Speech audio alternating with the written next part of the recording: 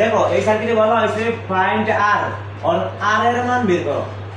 এখানে Norton resistance বলে দিয়েছে 10, বুঝতে পারছো? তাহলে নর্টন রেজিস্ট্যান্স দেয়া দিয়েছে, এই সার্কিট থেকে আর এর মান বের করতে হবে। কিভাবে বের করব?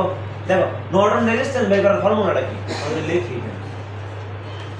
নর্টন রেজিস্ট্যান্স আর এর সমান, দেখো ভোল্টেজ গুলা শর্ট আর এটা খুলে দিব না, এটা খুলে দিলাম, খুলে দিলা তাহলে মানে কি এইটা নর্টন রেজিস্ট্যান্স 10। তাহলে আমি এখানে বলতে পারবো এইটা প্যারালাল, এটা প্যারালাল, এটা প্যারালাল না, অর্থাৎ 30 প্যারালাল আর প্যারালাল 20। ঠিক আছে, নর্টন রেজিস্ট্যান্স বলে দিতে কত 10,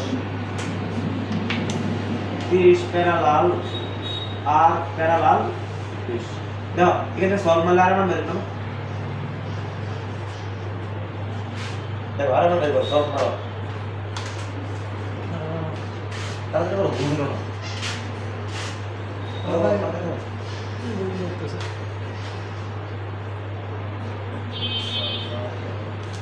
কত আসে।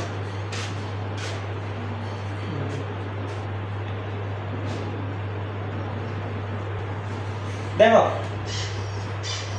এটা যদি আমি সলভ করি সলভ ফাংশনের মাধ্যমে, তাহলে আমি আর এর মানটা পাই 60 ওহম। এখন দেখো এখন বলে দিছে নর্টন কারেন্ট বের করো, 10 এর মধ্যে কি পরিমাণ কারেন্ট প্রবাহিত হচ্ছে। দেখো আমি নর্টন রেজিস্ট্যান্স জানি না, নর্টন রেজিস্ট্যান্স জানি, এখন তো আর এর মানও বের করে ফেলেছে। তাহলে আমি আর এর পরিবর্তে এখানে মানটা বসাই। এখানে ছিল প্লাস মাইনাস, দেখো মাথা করে ঠিক আছে নাকি বলে দাও কেউ ছিল বলে দিতে দেখি। এভাবে ছিল। দেখো তাহলে আমার যদি নর্টন কারেন্ট বের করতে চাও তাহলে কি করতে হবে, এইটাকে শর্ট করে দিতে হবে না, শর্ট করছি। দেখো তাহলে এই কারেন্ট আমি নর্টন কারেন্ট আমি কিভাবে বের করব, মেশ দেখো I1 I2 I, তাহলে আমি এখানে বলতে পারি, দেখো এটা আরেকটা পার্ট, তাহলে এটা এক পার্ট আর এটা আরেক পার্ট। তাহলে এখানে বলতে পারি 30 আর 60 90 I1 মাইনাস 60 I2। এক আর তিনের মধ্যে কোনো সম্পর্ক নেই, তাহলে 0 মাইনাস 6 প্লাস 6 সমান 0, এক নয়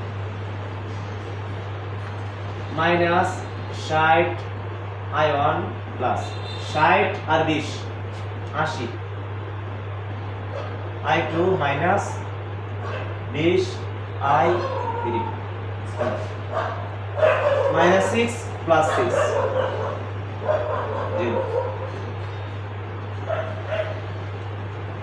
এক আর তিনের মধ্যে কোনো সম্পর্ক নেই, 0 মাইনাস 20 I2 প্লাস 20 শুধু 20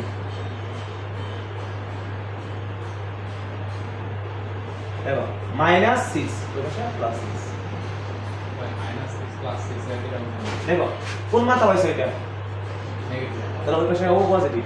আর মেশ অ্যানালাইসিসের আমরা কি আমাদের ভিডিও দেখো, পেজের মধ্যে ভিডিও আছে, ভিডিওগুলো দেখো। কথা বলছো কিভাবে করতে হয়, বেসিক টু অ্যাডভান্স সব দেখানো হয়েছে কিভাবে করতে হয়।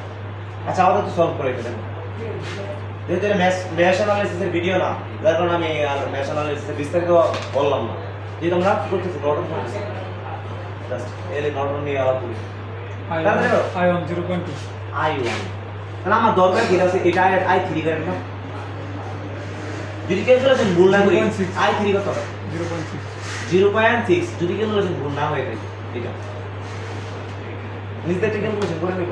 দেখো তাহলে দেখো I3 বেশি না, I3 যেই কথা এইটাই মূলত নর্টন কারেন্ট না। দেখো এই কারেন্টটা এটা I3 আমাদের নর্টন কারেন্ট এটা, তা নর্টন কারেন্ট জানি, নর্টন রেজিস্ট্যান্স বইলা দিছে, তা নর্টন ইকুইভ্যালেন্স কি দেব,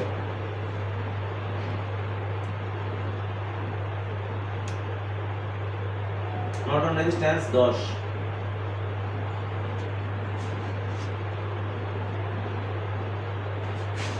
আর এইটার মান আর এর মান 10, এটা আমার বলা আছে।